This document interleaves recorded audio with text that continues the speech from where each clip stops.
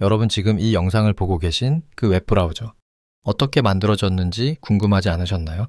오늘은 브라우저 엔지니어링 책을 통해 웹의 탄생부터 현재까지의 여정을 함께 살펴보겠습니다. 웹의 역사는 1945년까지 거슬러 올라갑니다. 버니바 부시라는 과학자가 As We May Think라는 에세이를 발표했거든요. 여기서 그는 맵맥스라는 가상의 기계를 제안했습니다. 전 세계의 정보를 한 사람이 탐색하고 연결할 수 있는 장치였죠. 이게 바로 그 당시 출판된 원본 자료입니다.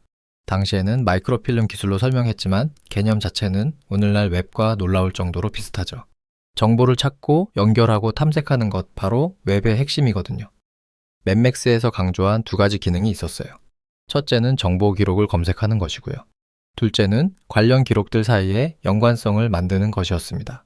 부시는 인간의 마음이 알파벳이나 숫자 순서가 아닌 연상작용으로 작동한다고 봤거든요. 버니바 부시의 핵심 통찰이 바로 이거였어요. 우리가 무언가를 배울 때 이미 아는 것들 사이에 새로운 연결을 만들면서 배운다는 거죠. 이게 바로 하이퍼링크의 개념적 뿌리입니다. 1964년에서 65년 사이 테드 넬슨이 이끄는 프로젝트 자나두가 하이퍼텍스트와 하이퍼링크 개념을 발명했습니다.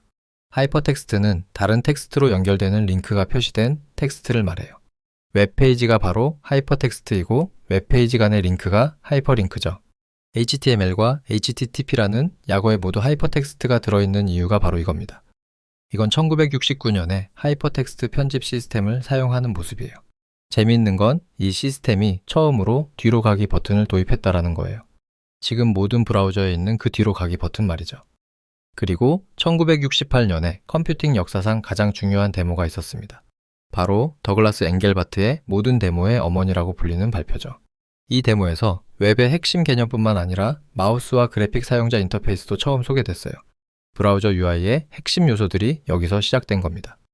1989년에서 1990년 사이 팀 버너스리가 세상을 바꿀 것을 만들었습니다. 최초의 웹 브라우저인 월드와이드 웹과 최초의 웹 서버인 HTTPD였죠. 그는 하이퍼링크 개념과 인터넷의 가용성을 결합해서 웹을 탄생시켰습니다. 이게 바로 최초의 웹 브라우저 월드와이드 웹의 모습입니다. CSS도 없고 자바스크립트도 없고 심지어 이미지도 없었어요. 하지만 위즈윅 웹페이지 에디터 같은 지금도 구현하기 어려운 기능이 있었죠. 1990년 12월 21일 최초의 웹페이지가 탄생했습니다. 팀 버너스리는 웹의 성공 비결을 이렇게 설명했어요. 두 사람이 각자 독립적으로 웹을 사용하다가 나중에 함께 일하게 되면 다른 변경 없이 바로 정보를 연결할 수 있어야 한다는 거였죠. 이게 바로 웹의 분산화된 특성이고 웹을 다른 시스템과 차별화하는 핵심입니다. 웹이 성공한 이유는 모두 분산화와 관련이 있어요. 첫째, 게이트키퍼가 없어서 초보자도 쉽게 웹페이지를 만들고 게시할 수 있었죠. 둘째, 페이지가 URL로 식별되어서 이메일, 소셜 네트워크, 그리고 검색 엔진 등 외부에서 트래픽이 유입될 수 있었어요. 셋째, 어느 한 주체의 통제를 받지 않아서 독점 문제를 피할 수 있었습니다. 최초로 널리 배포된 브라우저는 비올라 웹 브라우저였어요. 이 브라우저는 애플릿과 이미지 같은 혁신적인 기능을 처음으로 도입했죠. 그리고 이 브라우저가 NCSA 모자이크의 영감이 되었습니다.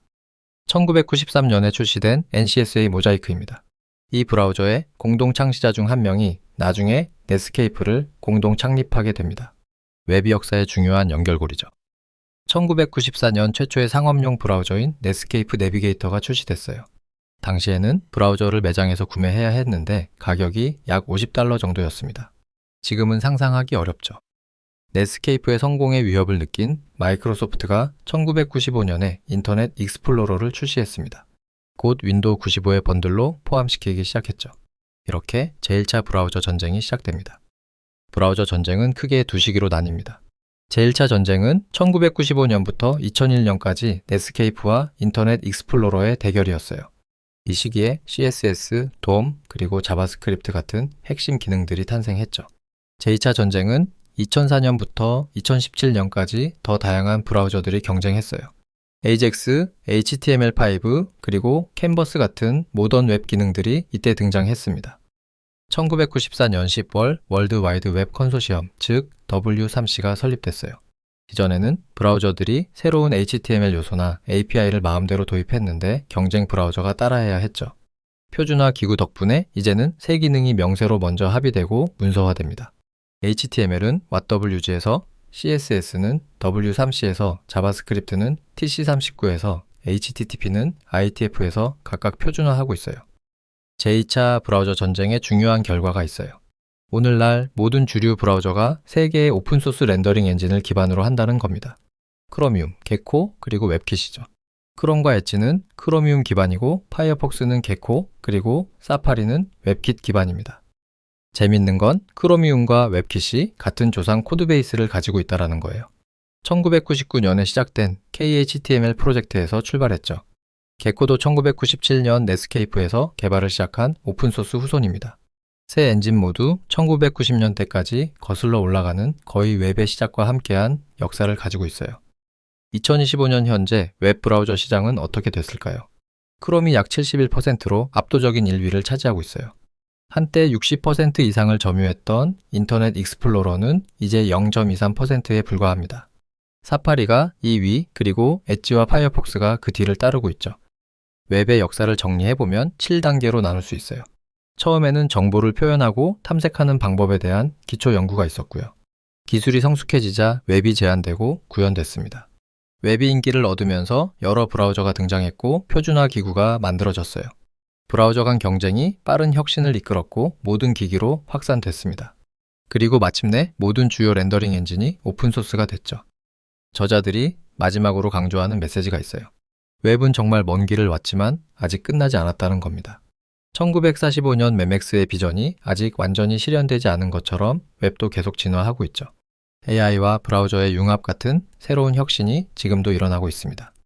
오늘 소개해드린 내용은 웹 브라우저 엔지니어링이라는 책에서 가져온 것입니다. 파벨 판체카와 크리스 헤럴슨이 함께 쓴 책이에요.